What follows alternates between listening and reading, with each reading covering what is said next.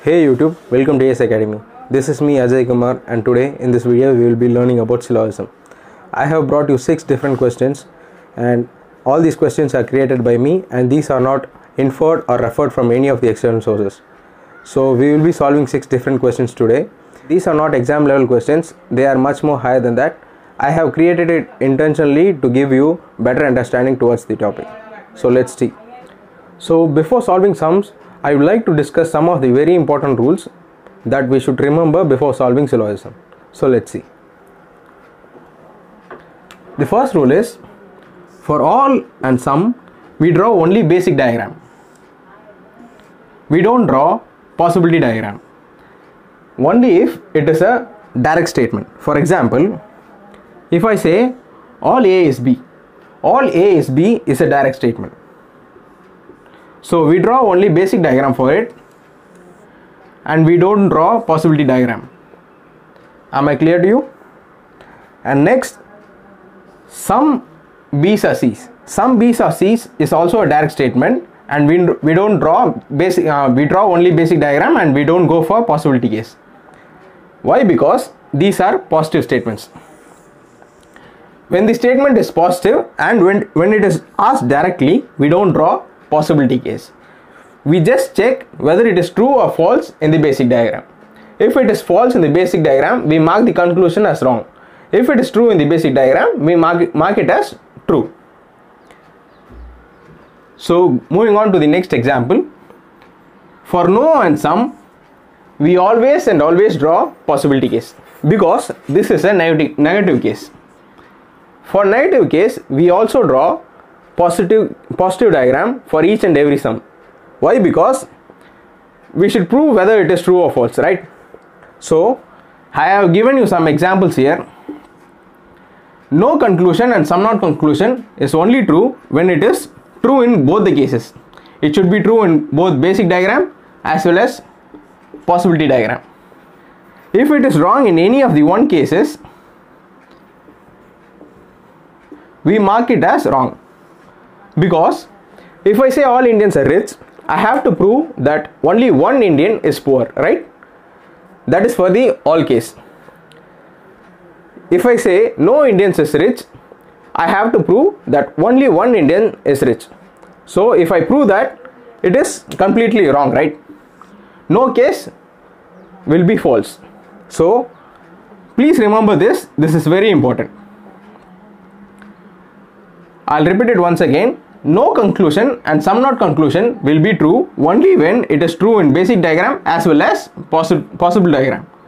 If it is wrong in any of the cases, any one of the cases, whether if it is wrong in basic diagram or whether it is wrong in possibility case, we mark the conclusion as wrong. Before going to the sums, I have a challenge for you. I'll draw one Venn diagram and I'll try to teach you all the 4 quantifiers, that is all, sum not and no. I'll draw a Venn diagram and ask you some conclusions. You try to give your best reasoning. Fair enough, right? Let's see.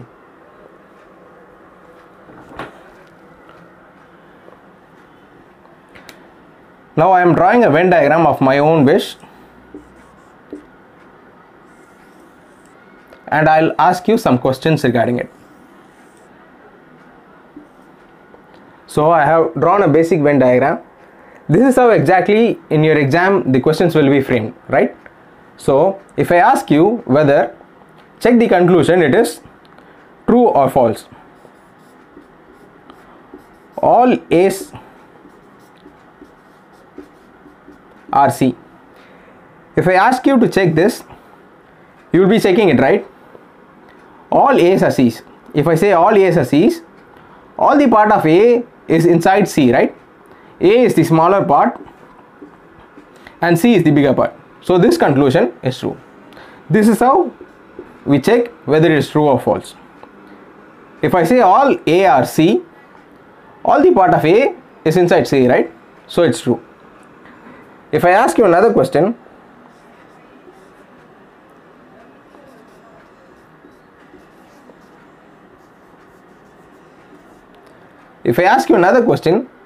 all B are C's. So now let's check it. All B 100% of B is inside C, right? 100% of B is inside C. C is the bigger part and B is the smaller part. So all B are C is also true. Now if I ask you, all C's are A's.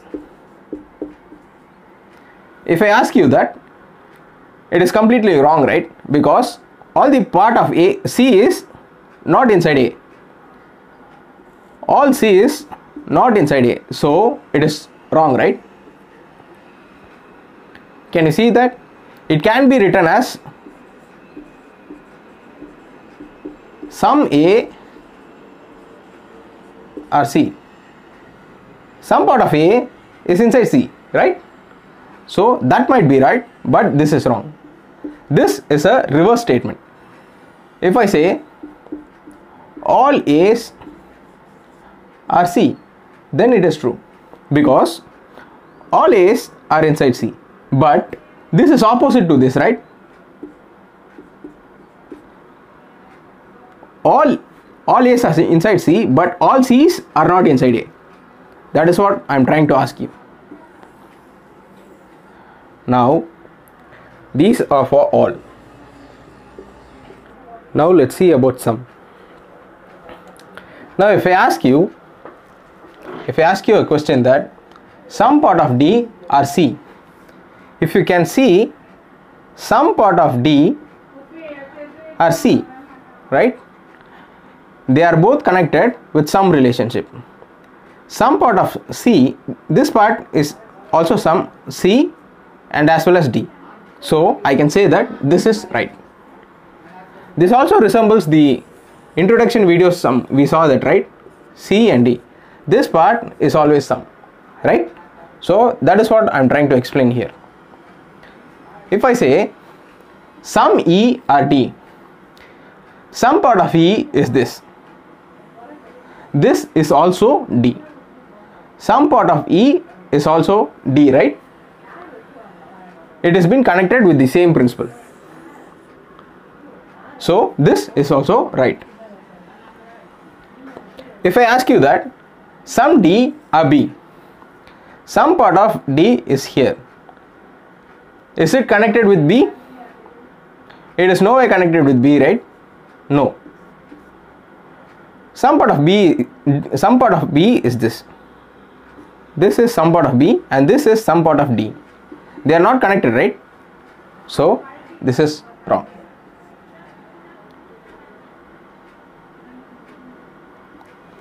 Next, if I ask some E are A, some part of E, is it connected with A?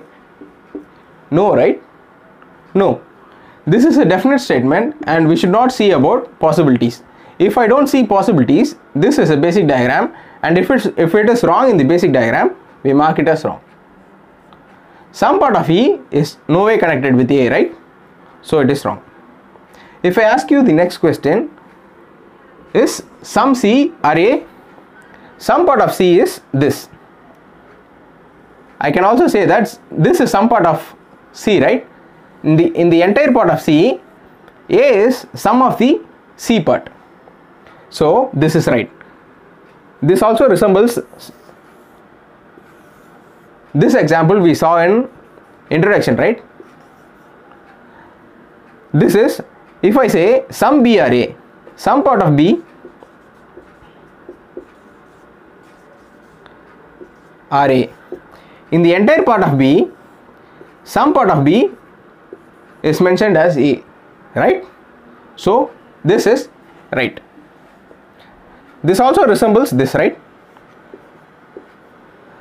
I am also giving some of the clues of introduction in the Venn diagram itself, so you can understand better, right? If I ask you that some B are C, some B are C, this is very interesting. Please listen. If some part of B is this part, A, I'll draw it separately. This is A, this is B, and this is C. This is how I have drawn here. For better understanding, I am just redoing it here. If I say some part of B, some B are C, sum part of B is this part, because in the entire part of B, A is sum part, right? Sum part of B is C. Can you see that? Can you see the relationship? Sum part of B is definitely under C. So this is also right. This is a very important example. It might be little confusing, but we will clear it in the sums when we are solving it. So this is all about sum. So now let's see about no case. Previously we saw about all and some case. All and some are positive case, so we didn't draw possibility diagram for that. But no and some not are negative statements, so we should be drawing possibility diagram for that. So let's see about that. If I ask you, no B is F, you can clearly see that no part of B is connected with F. How do we draw no diagram? If I say all no A is B, we draw like this, right? This is how I have drawn no B is F. So there is no way to connect F to B, right? So it is right in the basic diagram. If I see the possibility diagram, there is no way of connecting F to B or B to F. I can connect it to C, I can connect it to D or E, but not to B. So it is true. I cannot connect, right? So no B is F is true in both basic as well as possibility diagram. So we mark it as true. And I also have to tell you that in my entire life I have never drawn possibility diagram. I draw basic diagram and proceed everything with my mind. So I also want you to do that. So please follow that. So if I ask you, no A is F. If I ask you no A is F, no is here. I mean A is here. A is completely inside B and B is in no relationship with F. So if B, I cannot connect it with B, I can also not connect it with A, right? So there is no way of connecting F to A. So it is right in the basic diagram. If I check for possibility diagram, again I can connect it with C, D and E, but not with B or A, because B is in no relationship with F. If B is in no relationship with F, it also applies to A. So I cannot connect F with A. So it is also true in the possibility diagram. So this is how you have to check possibility diagram without drawing it. You have to just look at it and imagine and then proceed. So moving on to the next. If I ask no F is C. If I ask no F is C. In basic diagram we can see that there is no relationship between F and C, right? F and C, there is no relationship in the basic diagram. But in the possibility diagram I can connect it like this, right? No F is C is now some F are C. So I have to prove that no to some. This is in the possibility diagram. And no, we are not violating any rules. In possibility diagram we can stretch little bit. It has been definitely said that it is a definite statement, right? It has been definitely said that no F is C. I can prove that I am having some relationship with C. F and C are in some relationship. So it is true in the basic diagram, but it is false in the possibility diagram. So as I said before, if it is wrong in any of the one cases, we mark it as wrong. So no F is C is wrong. So let's move on to the next one. If I say no F is D, again if I see no F is D, there is no relationship between F and D, right? It is way too far apart. But in the possibility diagram I can connect F here also. It is not violating any statement, right? This is a possibility case. It has been definitely said that no F is D, and now I can show that I have some relationship with D and F. So it is true in the basic diagram and it is false in the possibility diagram. If it is one true and one false, we mark it as false. So now let's see about some not. If I ask you, sum C is not D, this is a definite statement, right? Yes, this is definite statement. So if I see sum C is not F, before going to sum, I would like to ask you a question. Sum C, right? Sum C. Can you show which is sum C? Which part is sum C? If I would like to explain you, I can say this part is sum C, and I can also say that this entire A part is also some part of C. In entire C, some part of this is also some part, right? Some part of it, this entire A is some part of C, right? And also this entire B, I can also say that this is some part of C. In entire C, this part is some part of C, right? Can you understand it? Should I repeat it once again? Okay, yes. If I ask you which part is some part of C, I can also tell you that this part is some part of C, because where this C and D are connected, this is some part of C. There is at least 1% of C here, right? So I can say this is some part of C. So, and also I can say this is some part of C. I can say at least 1% of C is here, right? This is of course all A, but there is C in it, because in the entire part of C, this part is A. So I can say some part of C is A, right? And also this part of B is some part of C.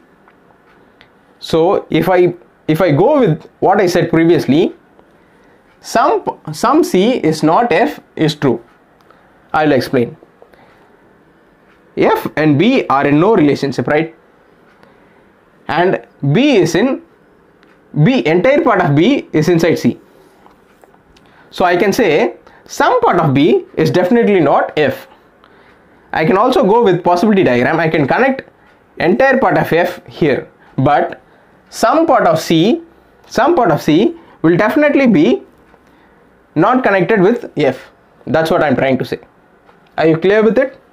So I can say this is true, and also it is true in the possibility case. This is true in the basic diagram. Some part of C is not connected with F. So in possibility diagram also it is true. If I also take entire F inside C in the possibility diagram, I cannot take C here, I cannot take F here, because F and B are not in good relationship. Consider them as enemies, okay? I cannot take this F inside this part. This part is also some part of C, right? So I cannot take this F here. This is very important. That's why I am explaining this many times. So next, if I say sum C is not H. Sum C, some part of C, as I previously told you, this is also some part of C, right? This part is connected with the D, and D is not in good relationship with H. D and H are enemies. If I say this part is also connected with C and as well as D, so this part is not H. So this part is some part of C, right? So that's what here it is given. Some part of C is definitely not H. This is true. This is true in the basic diagram, and also in possibility diagram. If I bring all the H here, this is a possibility, right?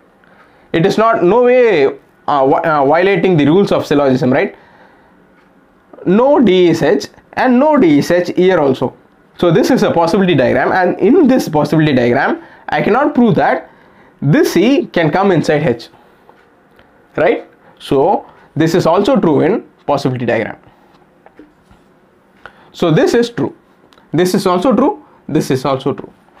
So now let's move on to the next one. Sum E are not H. Some part of E, this part, this is where D and E are connected. This part is not H, right? When D is in no relationship with H, Can I say that this part of D is with H? No. So this part of D is also E. So I can say that some part of E are not H. This is true. This is true in the basic diagram. If I see, if I can bring all the H here, I can do that, right? D and H are in no relationship, and also you can see that D and H are not connected here. But I can say that some part of E, this part of E is not H. I cannot take this H here. It is complete violation of rules. So this is also true in the basic diagram. So these three conclusions are true. Now if I ask you, some H is not C, some part of H, I can no way find some part of H here, right? So some part of H is not E. Where is E? Yes, this part is not E. As I previously told you, I can bring entire H here. So how can this be right? This is wrong. If it is wrong in the first basic diagram itself, then it is wrong. We don't have to proceed to possibility case. So this case is wrong. This is a very important tip I just gave you. If sum not case,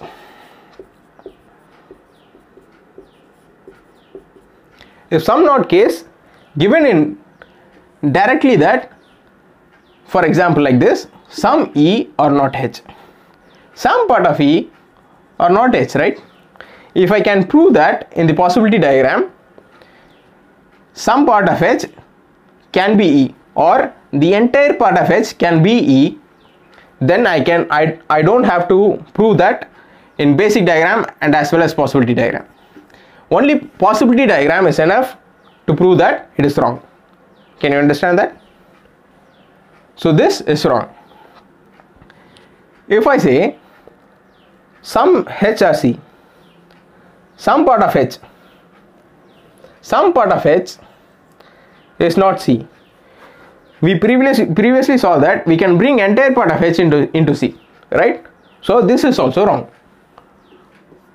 He is asking that some part of H, this part of H cannot be C. He is telling that it is definitely not C. I can bring entire part of H into C, right? So it is wrong. So now if I see some H or not E, again some part of H, we already saw that, right? Yes, some part of H is not E. If I can bring entire part of H into E, then it is wrong. Now if I see some H is not F, some H is not F, some part of H is not F, it is true in the basic diagram that there is no connection between them, right? H is here and F is here, but I can bring H here also in the possibility diagram. So it is false in the possibility diagram. So I can say if it is false in any of the one diagram, then it is false. It must be, if it should be true, it should be true in both the case, possibility and as well as basic case.